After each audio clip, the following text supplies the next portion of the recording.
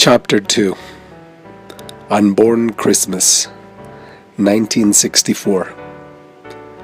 As you do not know the path of the wind, or how the body is formed in a mother's womb, so you cannot understand the work of God. Ecclesiastes 11:5. I love you, mijo, were the first words I heard from my mom when she knew she was pregnant with her second child. What, Mom? Barinia Isabel Navarro Ruiz, my older sister, said. Bari was barely over a year old when she knew she was going to have a little brother. What's going on? Was Espartaco's first thought while floating in the comfort of my mother's womb. Reader, you might be thinking, Espartaco, as in Spartacus? Great question. Pat yourself on the back. My mom and my dad had decided that if I were born a girl, my name would be Socorro. But if I were born a boy, my name would be Espartaco. They chose Espartaco, Spartacus in English, because both of my parents were fans of the historical Spartacus, a brave man who escaped slavery and led slaves to freedom. Spartacus was also a lion-hearted gladiator and a warrior's warrior. So there, Spartacus would be my name. Will he play with me?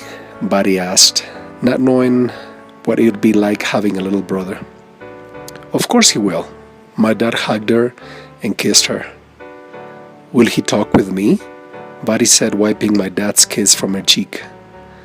What are those weird sounds? I thought, not knowing what to make of the loving vibes I was getting from outside my mom's protective belly. Yes, Espartaco, your brother, my dad said proudly to Bari, will grow up to be caring, loving, and he'll also do great things. He'll be brave and honorable. Espartaco will always protect you. He'll have the spirit of Spartacus, the great Thracian hero who dared to rise against Rome, the greatest empire the world has ever seen.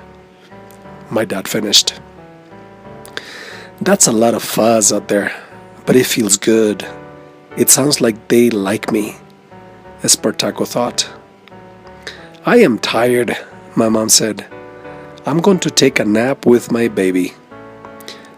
Bari looked at my dad and at my mom, as in thinking, be like that. Daddy and I will go to the park. We'll have fun too. This is great. I feel a lot of, what's the word? Yeah, I think it's love. There's a lot of love around me, I thought. I've heard angels say that this world can be scary for some kids, but this family God gave me seems to be a good family. I'm sure they'll make my life in this world an exciting experience. Were my last thoughts before I fell asleep in the protecting womb of my mom. And so it went, my mom and my dad, a young married couple, a perfect and beautiful life in a Patsingan. My dad would go to work. My mom would stay home to take care of Bari and Espartaco. My dad would come from work, rub my mommy's belly, press his cheek to it, and would say how much he loved me and how much fun we would have once I came to this beautiful world. My mom, well, she was awesome. She sang for me. She would hug me with every part of her being. Bari? Yeah, that was another story. Sometimes she would hug my mom, and when she remembered I was in mom's belly, she would hug even tighter. Sometimes tighter than necessary. She might have been thinking, yeah, little Spartacus, or is it sports and tacos? You may be the favorite now, but I'm the boss. You understand, don't you? There was a lot of talk about Christmas. But Mom and Dad said it would be an early night for all of us. My mom was getting more tired by the minute, and it was exhausting taking care of Bari too. Until What the? I woke up in the midst of my mom's womb when the violent banging sounds on the door pounded with the fury of a thunder. "Who's that?" my mom whispered to my dad. "Oh, hell," my dad said. "I think it's John. He said he'd stop by tonight, but he said it'd be earlier." Freeze this story. 1964 was a historic date for Mexicans, and at a personal level, for my mother, my family, and me. 1964 took away two things that would forever change our lives. First, Mexicans had just lost the Mexican-American Bracero Labor Exchange Program, which started in 1942. In the middle of World War II, the U.S. government needed a labor force, especially in the fields. So, the Bracero Program, a farm labor act supported by the U.S. and Mexican governments, was established. This program allowed Mexicans to enter the U.S. and work legally for a farming season. Francisco Pancho Navarro Lopez, my grandpa, on my father's side, joined the first crowds of immigrants that worked in the U.S. farms and fields. In the 2 decades of the program, millions of Mexicans worked for a farming season in the United States, then went back to Mexico and waited there until the next year's agriculture season. During this program, Mexican laborers did not get welfare or social services. During the farming season, Mexican workers did not complain about their less than minimum wage pay, working from sunrise to sundown, sometimes 6 or 7 days a week. Some of the fields did not have running water or sanitary living conditions. Some of them share a 10 by 10 shack with other 5 to 10 workers. However, the less than minimum wage went a long way in Mexico. I guess they were okay with that arrangement. Things were great during the Bracero program, Grandpa Pancho said, reminiscing about the golden age of the working class. The gringos first closed the U.S.-Mexico border and created the Border Patrol in 1924. That's when Americans started labeling Mexicans as aliens. Illegal aliens. Can you believe it, mijo? The gringos are the illegal aliens. California and the entire southwest of the U.S. belong to Mexico. There will be a time when we get it all back, finished Grandpa with a belligerent tone. Back to my story. Oh yeah. Although Christmas is a reason to rejoice, to be thankful, and to be happy about the birth of Jesus, this Christmas in 1964 was a dark day for my family and me. Knock, knock. Maria del Socorro Ruiz Tafoya, my mom, awakened by the pounding on the door that tragic December night. I wasn't born yet. I was to be born in March 6, 1965, 3 months after this terrible night. "Who is it?" asked my dad, scratching his eyes. "It's me, it's John, come out," said John jovially. "It's late, John. Can I meet you guys tomorrow?" said my dad, frustrated.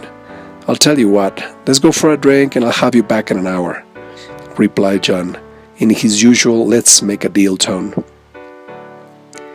That unforgettable December night, my mom was hesitant. She suggested to go along with my dad, but he said that this late in her pregnancy was not good for her to be up and about. So my dad went with John and his friends. John told my dad that they would say hi to a friend and be back in an hour. So my dad went.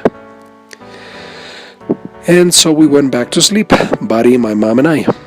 It must have been a couple of hours since my dad and his friends had left, when again, knock, knock, knock. "Wah!" Buddy, my 1-year-old sister, cried.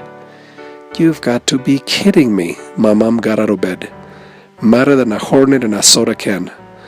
"I'll tell your dad that he needs to put boundaries with his friends. This is ridiculous. It's almost midnight." "Who is it?" cautiously asked my mom, holding her pregnant belly. "La policía, señora, la policía," said the officer firmly. "What do you want?" said my mom, tired and now scared. Are you Jose Elio de Jesus Navarro Ponce's wife, ma'am?" asked the officer hesitantly. "Yes, what about him?" my mom asked, now alarmed. This was surreal. My mom did not know what this was about, but she knew something was wrong. Okay, dear reader, let me backtrack a little. Let me tell you about my mom, Soko, as friends and family used to call her. She was so smart that when she finished middle school, she received a scholarship to go to Morelia, the capital of Michoacán, to get her technical degree in accounting. And if she wanted, she would get a full ride scholarship to go to college as soon as she graduated. However, she had to get a job to help support the household. My grandpa was sick, and she was the oldest, so she had to work and help with the bills, and did so for several years. Although she had little time for a social life, she met my dad, her knight in shining armor, as she used to say. My dad came from a good family. My grandma, Eulalia Raiz Tarasca, would say he was the perfect suitor. He and Soko had a bright future. My dad was an agricultural engineer, and when he proposed to my mom, he promised to her that she would never have to worry about anything in her life, ever again. He would take care of her, and they would live a happily ever after.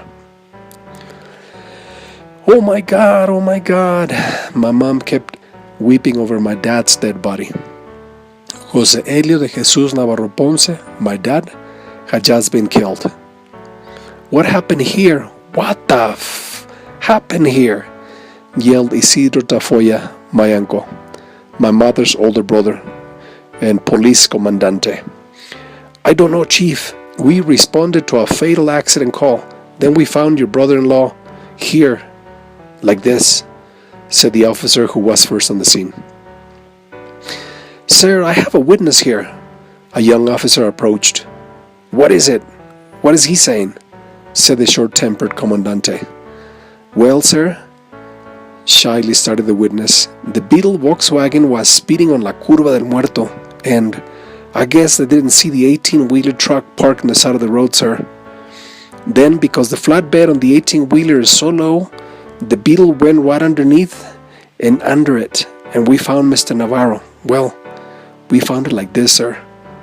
We saw a couple of guys get out of the car unharmed, then they ran away. They ran? What are you talking about? That's not true. John would have never left Elio like this, my mom screamed. Well, Comandante, ma'am, they were driving very fast, and they were drunk.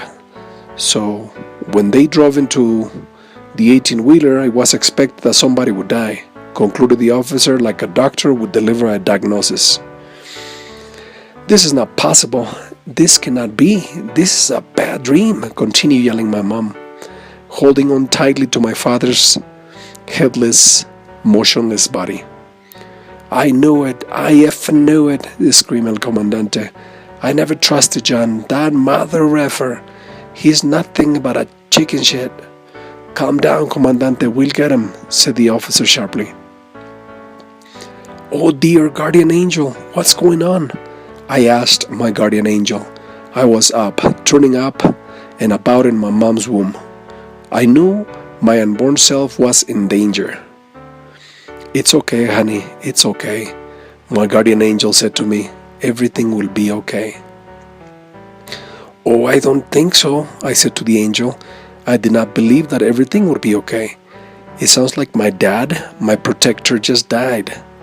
I'd heard other angels say that kids need their dads. Dads are strong and are supposed to protect their kids in this dangerous world. Well, kid, you have to believe me. God always takes care of his children. He's your dad too, you know, the angel said convincingly.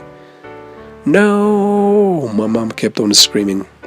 Why, God, why? I want to die too. I can't live without my husband. I want to die. Really, Mommy? Really? I thought. What about me? What about Buddy? Who's going to protect us? People say that my mom was in an intense and desperate state of hysteria. She was depressed, hopeless, and helpless. Oh heavens, oh my God, I'm going to die too, Angel. If my mom dies, I will die, I told my guardian angel. I don't have a chance to live. I want to die, my mom kept on screaming. Wait, Mom, wait, it's me.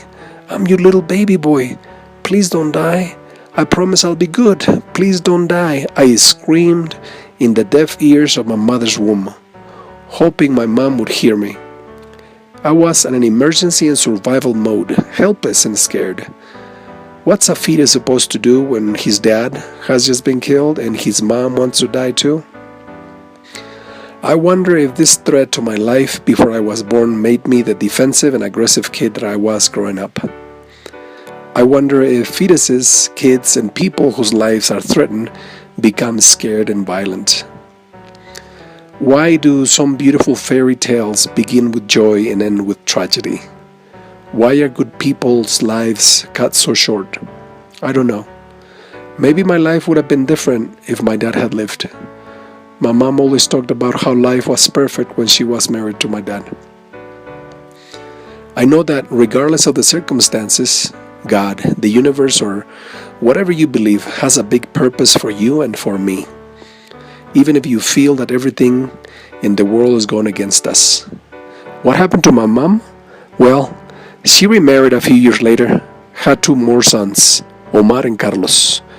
She was an amazing woman, but she and Polo, my stepfather, used to drink a lot. I mean a lot. They were always fighting, verbally and physically. Oh wait, I almost forgot. You might be wondering why my name is Elio when my parents' plan was to name me Spartaco. Great question, dear reader. Well, a couple of things happened here. Soon after my dad died, my tia Eloisa, my dad's sister, and her husband Aurelio had a son. Guess what name they gave him? Yeah, you're right. They named him Elio, my cousin Elio Navarro, just in case I was either born a girl or not born at all.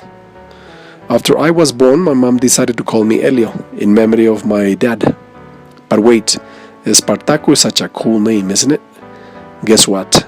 A few months after I was born, my uncle Isidro and his wife Mona had a son.